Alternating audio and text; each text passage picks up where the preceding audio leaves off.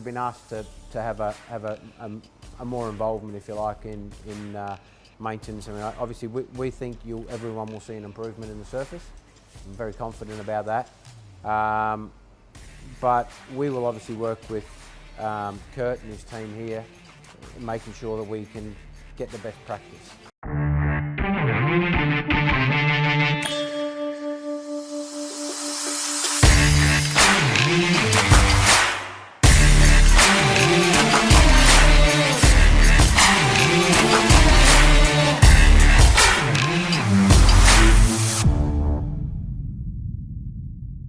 Welcome to another edition of In the Box Seat podcast with myself, Warren Lenferner. Andrew Harrison's not with us today. He's attending to some other duties in Pietermaritzburg. But we have a very special guest, as we always do on our show. And as we told you over the last couple of weeks, lots of changes happening in KwaZulu-Natal, lots of changes happening in Gold Circle land, Hollywood Bets Kennel, Hollywood Bets Greyville, Hollywood Bets Scottsville, lots of changes going on. And one of the changes is the refurbishment and the replacement of the Polytrack. And we've got a gentleman who's the group CEO of the Martin Collins Group. His name is Reid Sanders, and he is in charge of what's happening here on the Polytrack, and he's going to tell us all about it. Reid, how are you? And it's a great pleasure to have you on our show. Yes, it's great to be here, Warren. Good to see the sun's out finally after a few days of rain. Reid, judging by your accent, which we had some time to have a laugh and chat yesterday, on site at the race course and look at what was going on, where are you from? I'm originally a New Zealander, proud Kiwi, but I spent probably more than 50% of my life based across in Australia, working in many different things, and now I spend most of my time at an airport somewhere, but I shuffle between the United Kingdom and Australia as my two bases at the moment. Okay. So home, I mean, your home where's home? I mean, well, obviously home for me is still New Zealand. I go there quite a bit, yes. But my adult children, live in Brisbane in Australia, so that's probably my home. Okay. Summertime in Europe's a good place to be, so I probably follow the summers is probably a better way to describe myself. What a wonderful thing to be able to do. Let's talk about your job, Reid. You are the group CEO of the Martin Collins Group. Tell us more. So obviously Martin Collins Group globally, we're the largest equine surface provider globally. We have obviously a presence here in Africa, based in Johannesburg. We have offices in Australia, New Zealand, Hong Kong looks after our Asian market. Then we have our UK office. We have a division in France now with the EU Brexit breakup, that little divorce which caused some issues, and obviously we have an office in America as well. So my job is to manage our global business. I specialise obviously in the racing side, but obviously we do a lot of equine surfaces all through the Middle East, everywhere we touch globes. I mean, we have racetracks in some parts of the world, or for surfaces in some countries that people have never heard of. We've built 3 racetracks in Turkmenistan. Now, when you tell people that's interesting, because it's not televised racing, it's mainly just local horses, but their racetracks are large and the infrastructure is quite big, and so it's an interesting job, Warren. You get to see lots of parts of the globe from time to time. Reid, it looks like it sounds like it's a big job, and obviously, when I say obviously, maybe you love it, you're passionate. I've spoken to you off air. How do you cope? I mean, it's a lot of work, a lot of travelling. It's a lot of travelling. No, I can't do it on my own. You need to have a good team around you, and we have a good team. Laurie, who looks after our African business, does a good job. Lots of WhatsApps or communications and different times of nights and days, but. No, I've got a really good team based globally now, and we're looking to rebuild. Martin Collins brand was taken over in 2020 by a private equity family out of France, and we've remodeled the business, and we've restructured, and now we've come to 2025. The new strategic plan's coming out for us as a global business, and we're looking to rebuild and restructure our global entity with some really good people around us. Okay. And allows us to take back over, our Polytrack brand and really hone in on things like that, and work with some large equestrian entities to build some really good facilities. I'm not going to ask you why are you doing what you're doing here at Hollywood Beds Gravel. We all know that 13-year-old Polytrack refurbishment, facelift, call it what you like. But what's going on? What are you doing now at Hollywood Beds Gravel Polytrack? So we're doing what I would class as a renovation. You know, we're putting a little bit more life back into it. Yeah, it's 13 years old. Like anything that you build infrastructure-wise, it needs upkeep. You need to look after it, whether it's a house that needs a coat of paint. You know, a Polytrack needs some loving, especially after 13 years. I've been here a couple of times over the last 5 or 6 years and looked at it, and now we're into the phase where we're going to give it a refurbishment. We're going to put some, well, what we've done this week is we've done some bucket flipping. So we've actually gone all the way down to the porous asphalt layer, turned the surface over, got it, and you can actually see, Warren, you would have seen yesterday, when the track went in, it would have been a light sandy colour. There's still material at the bottom of that track that's never seen, you know, sunlight. So we're bringing that up, we're blending that all back through. We're going to put some more of our cloth fibres in it, which should just give it a bit more energy and stability. And then we're going to, in a few weeks' time, we're going to apply a gel, which is a new product that we utilise for many renovations. We've used it extensively in France and Europe, the UK as well at Lingfield. And Lingfield, to be honest, was 15 or 16-year-old track that we did when we re-gelled it last season, and we use it in Australia as well. So it's a product that we've put a lot of work into, a lot of technology into, and it's something that gives the track a lot of energy, a little bit more binding. But obviously it's a refurbishment. This isn't a brand new track. We're obviously to getting it through that. So there is a plan, then obviously a long-term plan with Hollywood Bets or Gold Circle about how they manage it in a few years. But we're here obviously trying to give it a renovation to give it a little bit more life. Once you regenerate, rejuvenate, give it more life, get it back to the standard that it should be, do you work with the team for the maintenance and the future of the track? Well, that's the plan. We've been asked to have a more involvement, if you like, in maintenance. I mean, obviously we think everyone will see an improvement in the surface. I'm very confident about that. But we will obviously work with Kurt and his team here, making sure that we can get the best practice. It's funny though, no matter where you are, everyone has a different idea on what is best practice. You know, I'm probably lucky. I work across many different racetracks across the globe, and everyone has a different idea on what they think is how they want the track.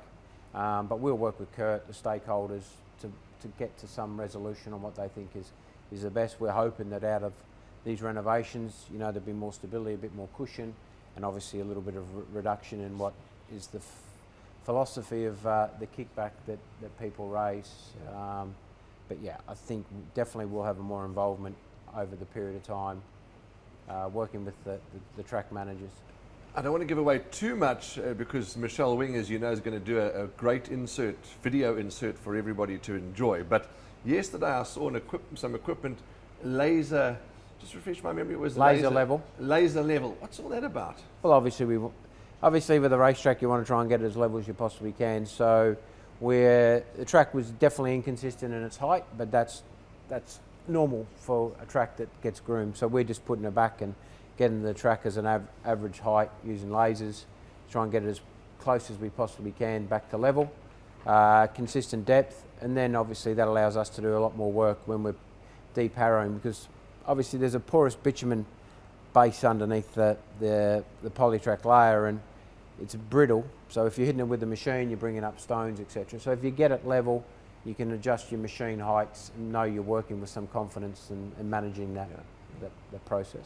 You mentioned tracks in other countries, you know, where you have worked. Your CV's impressive: Hong Kong, Dubai, UK, Lingfield, Australia. Of course, we've got a Polytrack down in Port Elizabeth, now called Obeka. Is there any Polytrack around the world that are identical? They're made very similar. So there are identical ones, but geographically, I'm not going to build the same track in Greyville as I am in Lingfield. Okay. The wax compositions we use are slightly different. We have additives that go in them. Lingfield in the winter will have -10, -12 degrees. We don't have that in Greyville. So the wax composition that we use is different because we need a wax in the UK, for instance, that is going to give it bine when it's -5 covered in snow versus in Greyville when it's blistering summer heat at 30 degrees. The wax melting points and velocity levels change depending on the weather. So we use different waxes, we use slightly different ingredients. I mean, the sand obviously here is the local sand, South African sand, so it's different. But conceptually they're all very similar, but we do have to modify them, weather, rain, temperature. So you mentioned that, sure, when you think of it like that, you go to Lingfield where you get -10 freezing, and you come here to Hollywood Beds Greyville where you get 41, 42 degrees. I mean, those are huge differences. Yeah, obviously that's why you can't use the same wax here, because when it gets to that 40 degrees, as you would in Lingfield, I'm saying, if you get to 40 degrees here, the wax is going to be very soft, so you're going to end up with a very heavy track. Closest Durban climate is probably Gold Coast in Queensland. They race on a Polytrack. Don't know if you follow them, but they did a massive 70 million Australian redevelopment, redid their grass track and put a big Polytrack in there, and they raced every week on the Polytrack there for about 18 months. And even in the summertime at 40 degree heat, they were racing on it. So it's very similar. But a Polytrack sometimes is a little bit different to a grass track too. If it's dry and hot, the tracks are hard and fast. Yes. Polytracks might be a little bit softer because of that wax composition, but when it's wet and cold, they're faster. Yeah, so it's about modifying it. This is one of the things we always try and ask Warren now when we meet with a client. What do you want out of it? Is your Polytrack going to be your winter surface, or is it going to be your summer surface? You know, in the UK and some of the cold climates, the Polytracks are used predominantly in the winter. When it's wet and cold and they can't race on the turfs. Sure. But here in Greyville, obviously, you have better climate, so you can use it all year round. Yeah, so. yeah. Reid, I've heard we're going to talk about jockeys and the track in a moment, but I've heard some of them say it does get very hot. It sort of, it generates and bounces off some heat. Is that correct? Yeah, but obviously the wax absorbs heat. Okay. The material, and as it obviously darkens over time, it would heat. Many years ago, we used to use a rubber, and the rubber would attract heat. Sure. So obviously we don't use rubber anymore, but used to have rubber composition. So yeah, it definitely generates heat. It would be 10 to 12 degrees difference depending on, but that's from the UV. And the minute the sun goes behind a cloud, the temperature can drop quite quickly. But yeah, it definitely is a bit warmer than a grass would be. Okay. Another thing you taught me yesterday when we had our wonderful chat in the rain, that when I spoke about the kickback, because the jocks have spoken about kickback, etc. And I said to you, with the new track, is there going to be no more kickback? And you laughed at me. Now tell us why, because well, I come from a long background on racing, which we might get to later. But I'm 50. I've been in racing for 50 years. I like to say I was dragged up through it, like most probably. But yeah, I mean, kickback is an opinion. Obviously, it's people's opinions, whether it's bad, indifferent, or whatever. Yes, we see kickback on many different tracks, and we obviously at Martin Collins Group now we deal with turf tracks. I mean, I consult on turf, sand, dirt, synthetics. So we cover all the spectrums, and I do a lot of work across different facets of tracks globally. If you want a track, any type of track with no kickback, it's nearly got to be a bitumen road where the horse isn't hitting the surface, breaking over and kicking back. I mean, the way we want a horse, you want a horse to be able to hit the surface, break over nicely and bring back. So there will be some form of kickback. The manage of kickback is its height, and the type of kickback is how I like to look at it. I mean, we obviously want to try and keep the kickback as low as we possibly can, so the gel will definitely help with that. I haven't watched too many videos from the last couple of seasons at Greyville, but if it's exploding and sand going right up over the top of the jockey's horse head, definitely that's extreme, and we don't want that. Sure. What you need to have is, as the horse hits, breaks over, some form of material needs to be displaced. But it's an interesting question all the time I get about kickback. Sometimes, in my opinion, so that'll change by someone else will have a different opinion, Warren, but by having the Polytracks too hard, you can actually create more kickback than what you can by having the track allow more cohesion in the track, if you like. So with a Polytrack at 150, you want it to have some form of cohesion where horse can hit, it has that cushion, material can be pushed down into it. Whereas if you have it too hard, for instance, the material that the horse is hitting, or we've allowed to be the cushion layer on top, can't be dispersed evenly down into the profile. So therefore when the horse breaks over, you have this loose material. Okay. So it's got to go somewhere as the horse obviously kicks out. So definitely one of our biggest aims is to reduce the kickback, whatever that level may be. But unless you're pretty much producing a hard road, whether that's turf, sand, dirt or something, you are going to have some form of kickback. It's just the measure, what is acceptable or measurable. Okay. But interesting. Everyone will have a different view on that, Warren. I think I said yesterday, and it depends on the value of the race and the jockey and whose horse it is, probably. Yeah. I follow global racing in some of the sand tracks in some of the Asian countries. You know, I don't know how the jockeys see, but you know, or you watch America when it's sloppy dirt tracks. Yeah. They ride, don't they? Yeah. So if they're in Hong Kong and that's the jockey club employ them, they'll ride in any conditions. Yeah. So yeah. Reid, you said you're going to Dubai this weekend. What's happening in Dubai? So last week I was in Dubai. I actually managed the Jebel Ali racetrack as well, which is a dirt track. So I do all the works for that and look after the sand tracks.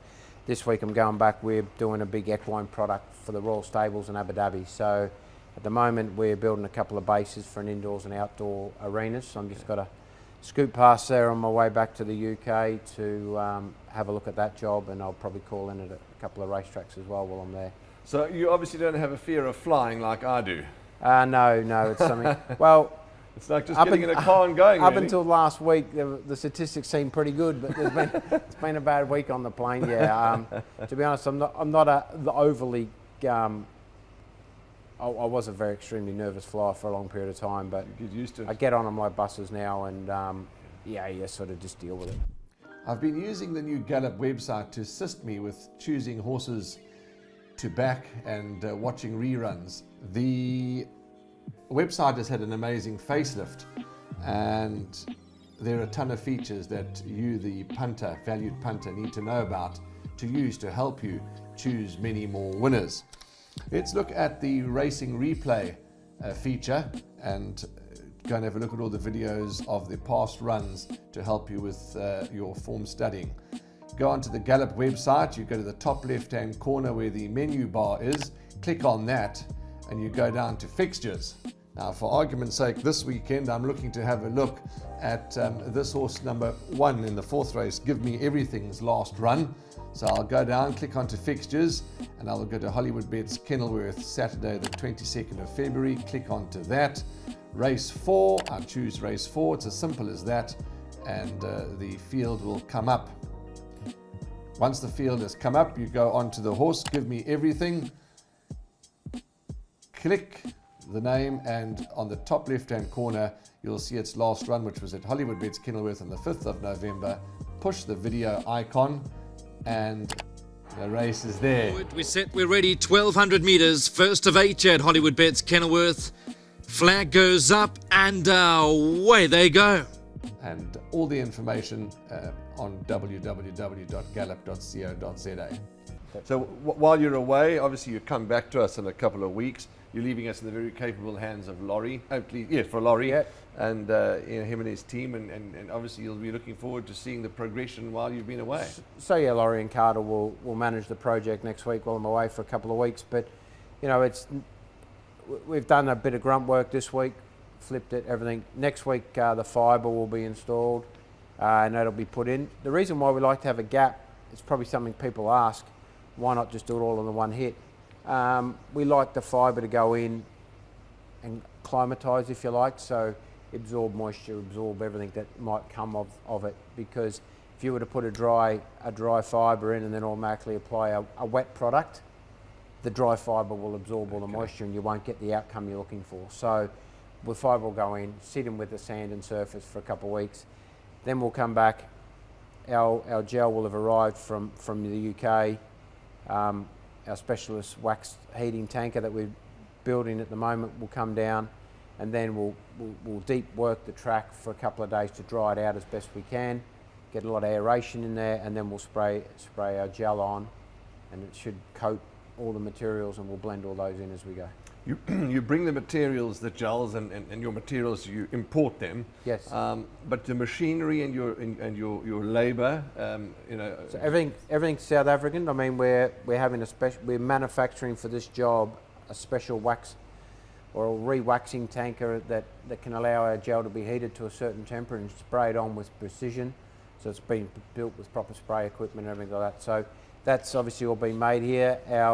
Our gel that we bring in is obviously manufactured for us in the UK, and we bring the fibre in from our own factory, which we have in France. So we produce all our own fibres. So that's already been shipped in. We store some of that here because we sell that into the equestrian markets and that in Africa as well.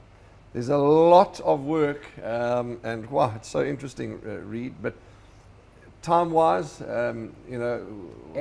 it's obviously now that the racing program's halted, etc., which is understandable.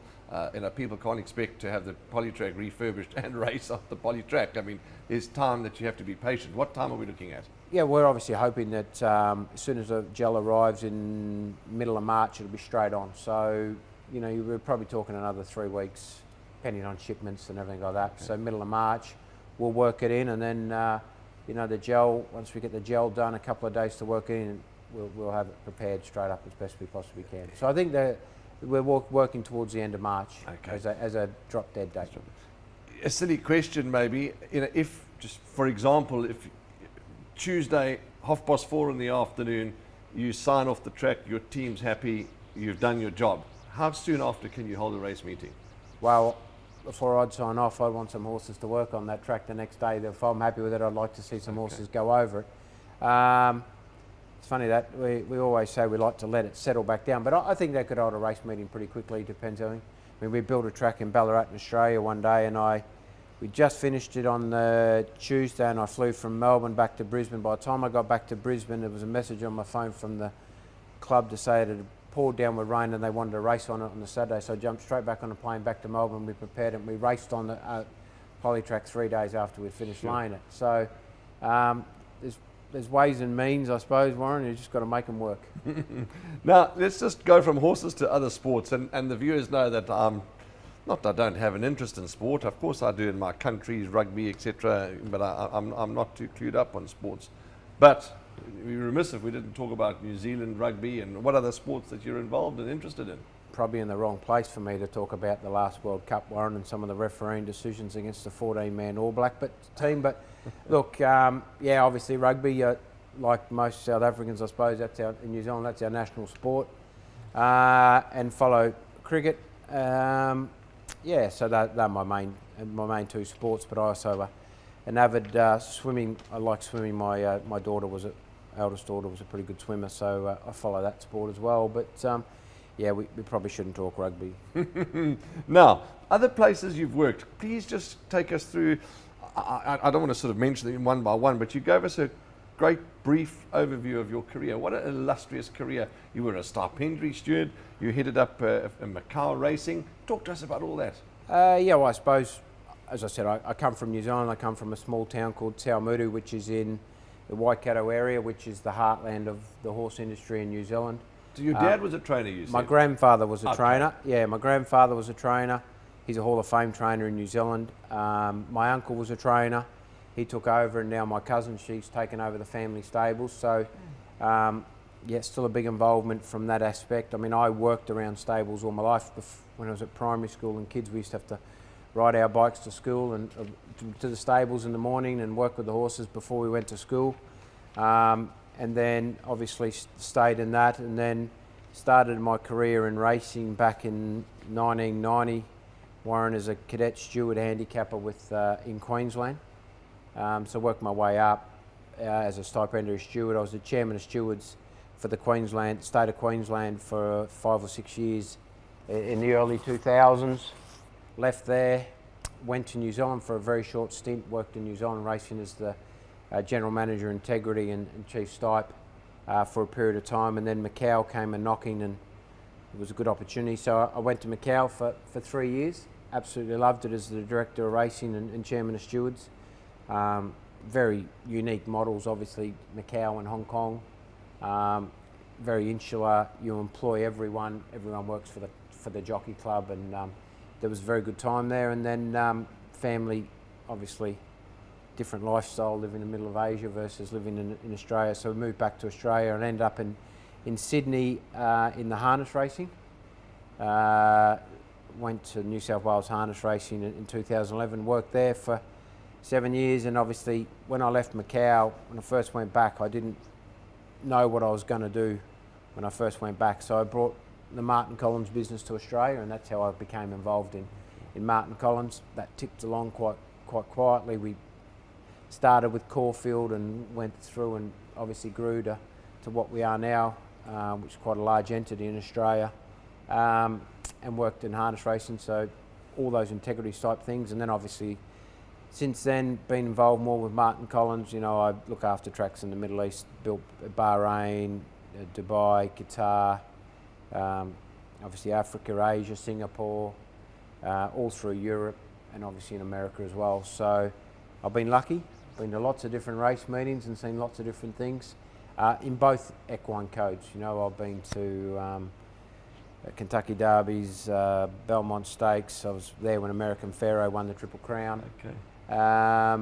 You know, all the big meetings in Asia and some of the big trotting meetings around the globe as well. So yeah, I've been lucky. I've seen plenty of different things, and you know, I'm passionate about racing. So it's good to be able to work in an industry that relates to something you're passionate about. It always makes one's job easier, doesn't it, when you know that passion, and to try and find that good, genuine passion is not easy, and as you say, you've been blessed with it, and that's what makes it so much more enjoyable. I think most people in racing are passionate, aren't they? Sometimes they express their passion in the wrong way, but yeah, I think once you become involved in racing or horses, you fall in love with it, and it's very hard to fall out of it, probably to most of our detriment. You know, my youngest daughter's a dressage rider, so that's a very expensive sport to get to win a ribbon on a weekend. And you know, people complain about things. You go, well, go and watch a dressage judge. Everyone will have a different opinion. That's the sport that's judged, and it costs you a lot of money to get there to win a ribbon on the way home. So you can't eat ribbons either, Warren. Reid, your biggest challenge, you know, in working with Polytracks. I mean, what's your biggest challenge you face? Oh, look, I think perception is a big thing for us. One thing for us in our business, and racing's a very small market globally, is perception. People fall in love and out of love quite quickly with synthetics. You know, in some parts of the world, all of a sudden they're the buzz, so you can't keep up with them, and then all of a sudden a trainer or someone will have a different opinion on them, and they'll express that quite loudly, and then they'll fall out with them, and then you'll change. So for us, it's about trying to be innovative as we possibly can, stay ahead of the market on some things, but also dealing with the negativity that can come with them. And that's not uncommon for all types of business. But yeah, I think our biggest challenge is the next 5 to 10 years is developing our products, not standing still, and dealing with some of the negativities around synthetics. And we've done some interesting work. There's an interesting report coming out of New Zealand at the moment about synthetics there, and they race on them, and we have 3 Polytracks there, and a lot of negativity has come to light about a very small minority of making the most noise. So we've actually done some work, or Massey University have done some work about it, and the data that we published, that's quite interesting. And then obviously there's the report originally that came out of California that, you know, the breakdowns on synthetics was considerably less to dirt. California Racing Authority back 10 years ago pretty much mandated that all the dirts were coming out, synthetics were going in, and then there was the Breeders' Cup said, well, we're not going to run a Breeders' Cup on synthetics, so then they went back to dirt. It's just a little bit of underswell in America again now about whether they are switching back to synthetics, all these types of things. It's very opinionated. It's something we have to manage as a business within racing, and then obviously we have all the globals as well, synthetics, equine world, about whether people want to be synthetics or go back to sand, and environmental issues, and all these types of different things that come with it. Your speciality is obviously Polytrack, I understand that, but have you dabbled in any work with grass? I mean, grass. So we do a little bit of work with grass. We're doing some trials now. We do a fibre turf, we call it, which is our fibre and sand blended together, grow turf in. Okay. So the fibre and the sand gives it stability, and then the grass grows on top of that. Done a few equestrian surfaces like that for show jumping, work very well. We've used a few of that in high impact areas on training tracks, where they'll start the barriers from all the time because it's more grippy and holds together. So we're doing lots of work on that, and then obviously I look after a couple of turf tracks for some clients. But yeah, we cover all the spectrums, you know, sands and dirts as well. But I suppose Martin Collins, Polytrack is our flagship racetrack surface, but then we have eco tracks and fibre track pluses and fibre tracks, which are all different products that are used in the racing world. So Bahrain, for instance, they have a fibre track, which is a sand and fibre blended together, but it needs moisture, so it needs irrigation, and they use that for a training track with great success. And we have private centres that will have fibre track pluses, which is sand and fibre that will have just a little bit of wax in it so they don't have to water it, but deeper. Or we'll have our national hunt mix, which is a surface without fibre for hunt horses, you know, in the UK, and they'll use it. And they'll be working in that 100, 120 mil deep, but has cushion stability, yes. Doesn't require water, the wax component, so it stops it freezing. So all these different types of surfaces we have. So yeah, we're bespoke. We have a lot of ranges, but everyone thinks Polytrack is the one-stop shop. But yeah, we have loads of different products. You were telling me yesterday that you were quite instrumental in the whole cobalt regulation, if we can call it. That was also one of your achievements. So yeah, obviously one of my stipendiary steward days in the harness racing in New South Wales, there was a famous scandal called the green light scandal, which involved corruption for drivers, trainers, and bribing of the stewards or the vets to take bloods from wrong horses, or not get the blood samples tested, or leave them in the car so they'd go off, and all these types of different things, which we could do a whole podcast the last 3 hours if you wanted me to talk about that. You know, living in police protections and all these types of things that I went through in that period of time. But one of the concerns we had at the time was cobalt uses in the harness horses, and it wasn't regulated by any thresholds or anyone else. So myself and my vet, Dr. Martin Wainscott in harness racing in New South Wales, we did all the research around it, worked with a professor, Professor Bryn Hibbert, who did the statistical data, and yeah, so we were the first jurisdiction in the world to put a threshold in for cobalt. At the time it was 200 UGs, which now the IFHA level is 100, but yeah, we did all the work, went to America, seen it firsthand, seen the damage it was doing to horses. You know, we were seeing horses in harness racing, Warren, you might not know, but times are everything. So you'll get a horse 1 week, he'll go around a half-mile track and he'd run a 202 mile.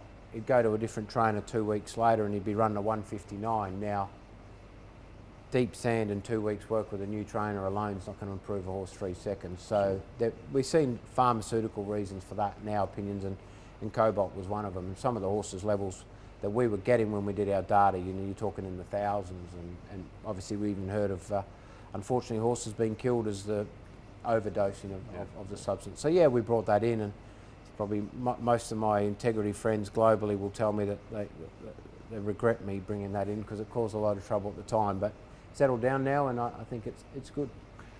Last question, one or two questions. We're in the home straight now. We're almost at the finishing line, and we could sit, as you say, for hours and talk, Reid, because having only met you yesterday, it's just been an absolute pleasure to be in your company, both yesterday and today. But you know, do you get any time to do anything else? I mean, besides horses, racing, working, any other interests besides rugby? Any other hobbies or?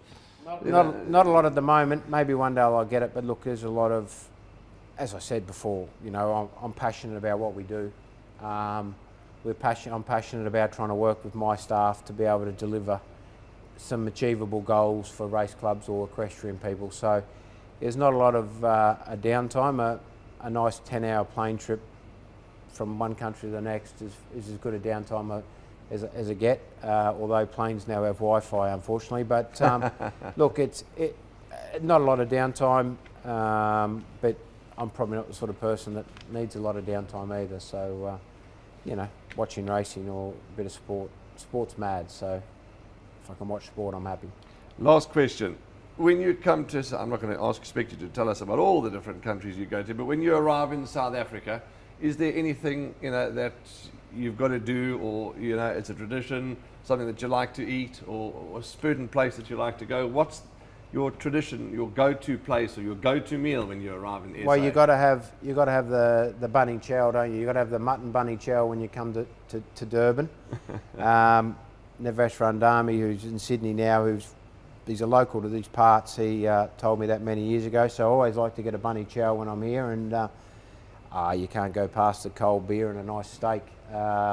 You lack a bit of veggies here, but obviously that's why some of your rugby players are the size they are, Warren. But yeah, no, definitely a cold beer and a good steak is something I like to get in South Africa. But I do enjoy South Africa. It's a very beautiful country, and it has a lot of things that we like to get to. So yep, definitely a bunny chow in Durban. You can't go past it, and a steak and a cold beer.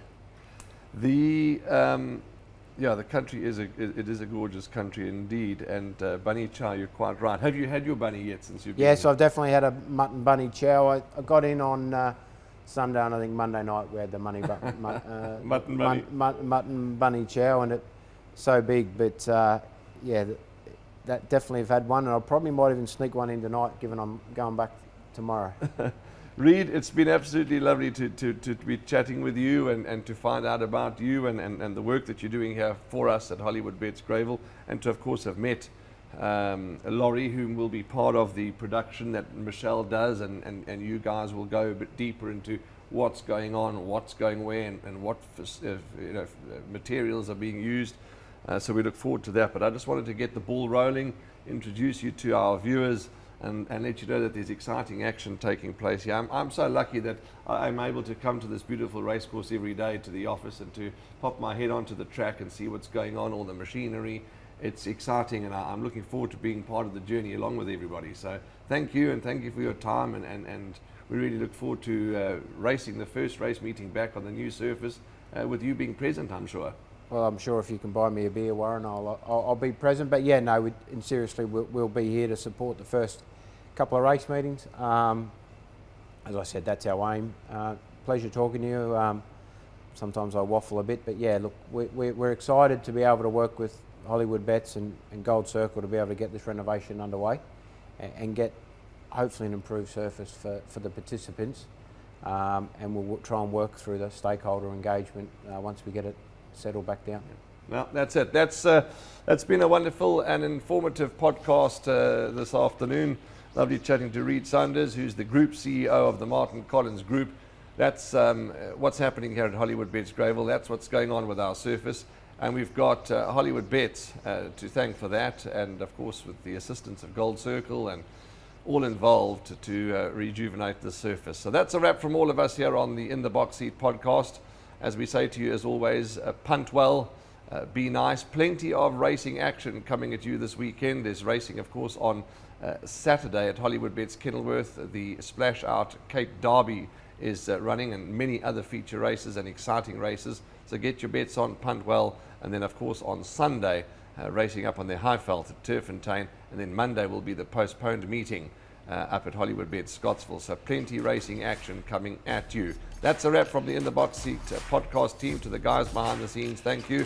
Punt well, be safe, be kind, and as always, we'll see you in the number one box.